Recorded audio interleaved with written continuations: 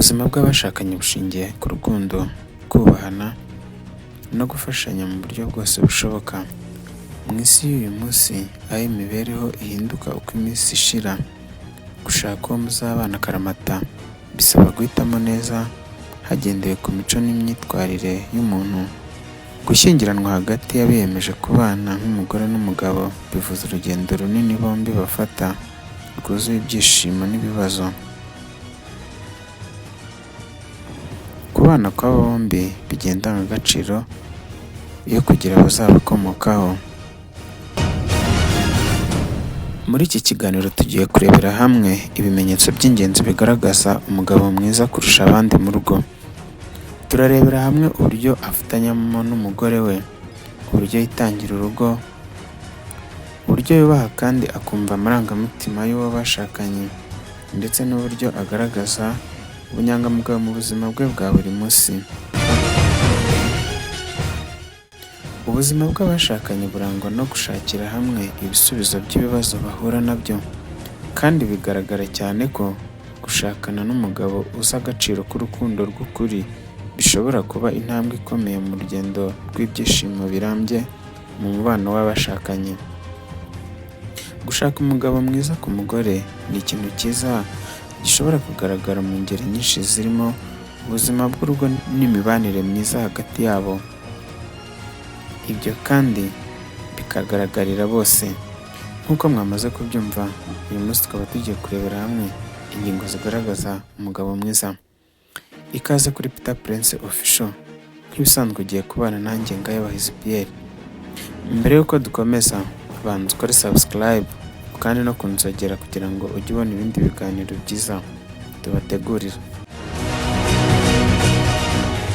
Muri iki kiganiro turifashisha ibitangazamakuru bigiye bitandukanye birimo Psychology Today, Healthline, Family Health, ndetse n'ibitekerezo by'abahanga batandukanye bagiye bashyira ahagaragara.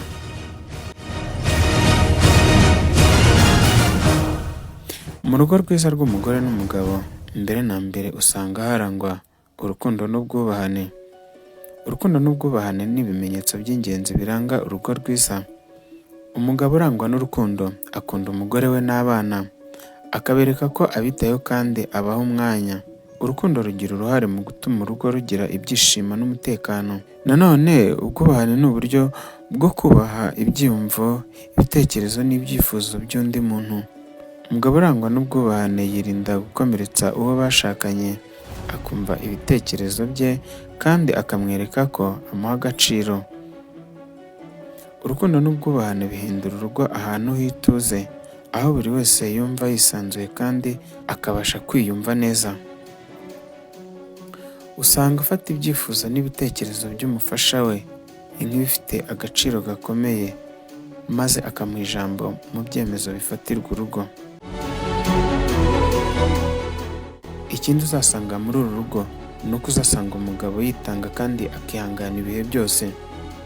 Kwitanga no kwihangana ni iby'ingenzi mu mibanire y'abashakanye. Umugabo witanga aba yiteguye gukorera ibikorwa by'ingirakamaro umuryango we, nko gushaka ibitunga urugo, gufasha imirimo itandukanye y'abashakanye, no kwitangira imibereho myiza y'umuryango.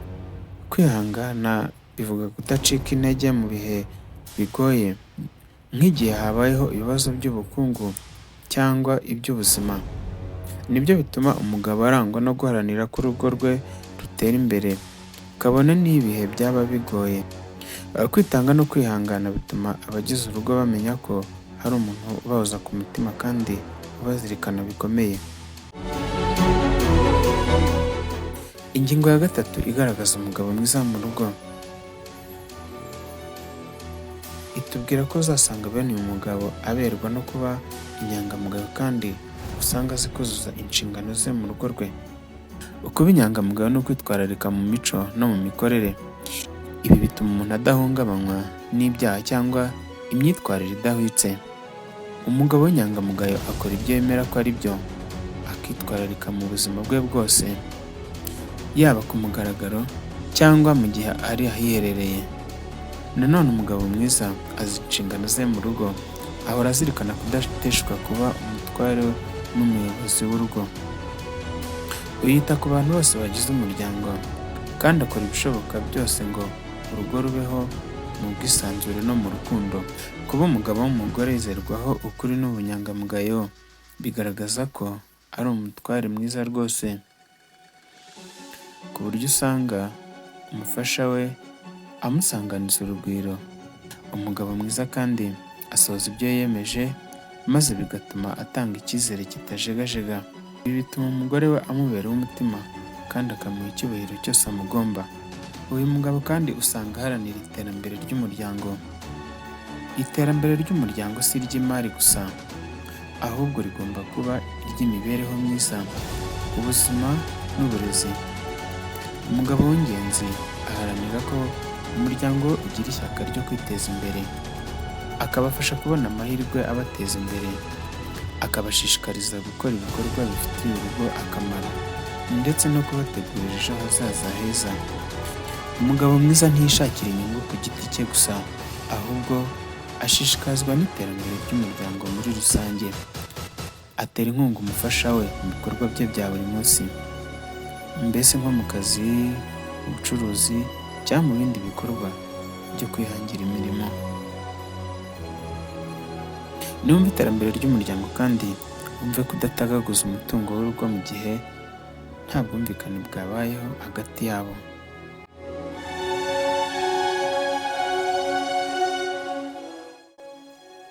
Ingingo ya 5. Uyu mugabo atanga uburinzi hamwe no kwita ku muryango we. Umugabo mwiza afata inshingano zo kurinda umuryango we mu buryo bwose bushoboka. Uburinzi buvuga kurinda urugo kugera ku mahoro aburangwamo mu buzima bwa buri munsi, kubahiriza ibyiza no gukumira ibishobora kubateza ibyago. Kwita ku muryango we bivuga guha abagize umuryango amahirwe yo kugira ubuzima bwiza, gukemura ibibazo bahura nabyo no kubagaragariza ko abafitiye impuhwe n'urukundo. Umugabo uha agaciro umutekano n'imibereho myiza urugo rwe yubaka urukundo n'icyizere mu rugo, kandi usanga nta ntonganya zirurangwamo. Umugabo mwiza usanga aba ikimenyetso cy'umutekano w'urugo rwe. Yita ku rugo rwe mu buryo bw'umubiri, nko kurinda ibibazo by'inyuma ndetse no mu buryo bw'amarangamutima, nko kwirinda ibikorwa byashengura umutima w'uwo bashakanye ndetse n'abana. Aha twavugamo nk'intonganya n'ubundi twabonye haruguru.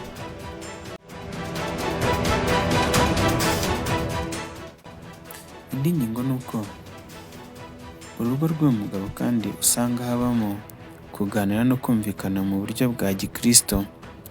Aha nushaka ubyite kuganira mu kinyabupfura. Umugabo mwiza aharanira ko mu rugo habamo uburyo bwo kuganira no kumvikana mu buryo bwuzuye ikinyabupfura. Reka dufate urugero ku muryango w'abakristo. Aha iyo abagize urugo bagira isengesho n'ibiganiro byo gusabana no gukemura ibibazo mu mutuzo, usanga babaho neza nta makemwa. Mbese ushatse wavuga ko ahangaha amahoro aba yuzuye, bitandukanye na wa muryango utegera Imana. Ahangaha naho ushatse wavuga ko nta mahoro aba ari muri uyu muryango namba. Ndavuga umuryango udasenga. Mbibutse ko uku gusenga kuba gushingiye ku mutware w'urugo n'umufasha we, maze abandi nabo bakayoboka. Kuganira no kumvikana mu rugo bituma nta makimbirane ahamara igihe kirekire.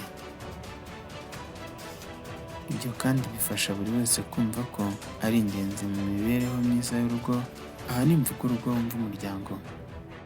Mu rwego rwo kurema ibitekerezo bishya by'abagize umuryango, umugabo mwiza mu rugo asabwa gutegura ingendo zitunguranye zo gusohokana umuryango we. Aha gusohoka ntibivuga kuba bafite amafaranga menshi, kuko n'abatayafite bashobora gukoresha ibyoroheje. Aha ikiba kigamijwe ni ukuganira hagati y'abashakanye, maze abana nabo bakaboneraho umwanya wo kwidagadura. Ikindi kiranga uyu mugabo ni uko atareka gukomeza urukundo, kabone n'ubwo baba bari mu bihe by'ibigeragezo. Urukundo rw'umugabo mwiza ntiruhungabanywa n'ibibazo byo mu buzima. n'ibihe bigoye, umugabo w'inyangamugayo ntacika intege mu kwereka umuryango we ko abakunda, kandi usanga bagaragariza amagambo y'ihumure. Iyo mu rugo haje ibigeragezo nk'ubukene cyangwa uburwayi, umugabo mwiza aba ahari kugira ngo ahumurize abo mu muryango we, kandi akomeza kubereka urukundo rudashira. Uyu mugabo igikomeza kumugira mwiza, ntahemukira cyangwa ngo atererane umugore igihe ibintu bigoye, ahubwo bafatanya gushaka ibisubizo by'imbogamizi bahura nazo. Ibyo byose bituma urugo rwabo ruba urw'intangarugero. Ingingo ya nyuma. Usanga umugabo mwiza ashyigikira uburinganire n'ubwuzuzanye. Umugabo mwiza aha agaciro uburinganire n'ubwuzuzanye mu muryango we. Ni ukuvuga guha abagize umuryango we amahirwe angana. Yemera ko umugore we afite uruhare mu bikorwa byose by'urugo no mu byemezo bifatwa. Kuganira no gufatanya bya buri munsi ni iby'ingenzi mu kubaka ubwuzuzanye hagati y'abashakanye, maze bikarushaho kuryoshya urugo kandi bikubaka umubano ukomeye hagati yabo bombi. Izi ngingo zose zerekana uburyo umugabo mwiza afite uruhare runini mu kubaka umuryango mwiza, kubaka urukundo, amahoro n'iterambere ry'umuryango we. Nubwo yitwa umutware w'urugo kandi afite inshingano zihariye nk'umugabo, yubaha uruhare rw'umugore we kandi akamuha umwanya wo kugaragaza impano n'ubushobozi bye. Aha agaciro uburinganire kandi agafasha umugore we kugira umwanya mu rugo no mu muryango mugari. Izi ngingo zose twaganiriyeho zerekana ko umugabo mwiza atari uwita gusa ku nyungu ze, ahubwo yita ku rukundo, umutekano no kuzamura urugo rwe mu buryo bwose, ku buryo abigira intego mu buzima bwe bwa buri munsi. Tugana ku musozo, niba usanzwe utajyaga wuzuza inshingano zawe, urasabwa guhindukira uhereye uyu munsi. Icyo mperaho nemeza ko gushaka ari byiza, ni uko habonekamo ibyiza byinshi birimo ubutunzi no kugira abagukomokaho. Ariko nanone kandi urugo rutarimo ubwumvikane rutwa n'uko rutaba rwarabayeho. Tera intambwe ikomeye mu kubaka urugo rw'amahoro n'ibyishimo, maze ube umugabo w'intangarugero. Umugabo mwiza ni uwubaha umugore we, akamwumva, akamufasha mu mirimo ye ya buri munsi n'inshingano ze. Uri umugabo mwiza niba wita ku iterambere ry'umuryango mu buryo bw'imitekerereze n'imibereho rusange. Ikindi kikugira intwari kandi ni uko twabonye ko ugomba kuba urangwa n'ubunyangamugayo, uhora usigasira umubano w'abo mu rugo igihe cyose, ndetse ushakira ibisubizo hamwe n'uwo mwashakanye mu gihe muhuye n'ibibazo. Zirikana iyi nama. Birakwiye ko abashakanye bose bamenya ko urukundo n'ubwubahane ari umusingi w'ubuzima bwabo.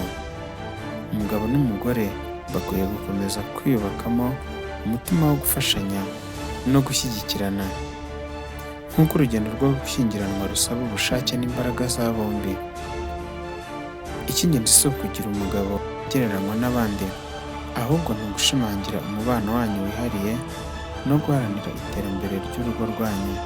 Urukundo nyarwo rurangwa n'ubufatanye, kwizerana no kwihanganirana, aho buri wese akora uko ashoboye ngo urugo rugire amahoro kandi rutere imbere. Reka mbashimire mwese mwari mukurikiye iki kiganiro. Turi kumwe no mu bindi biganiro nk'ibisanzwe. Njyewe nitwa Ngayo Aloys Pierre.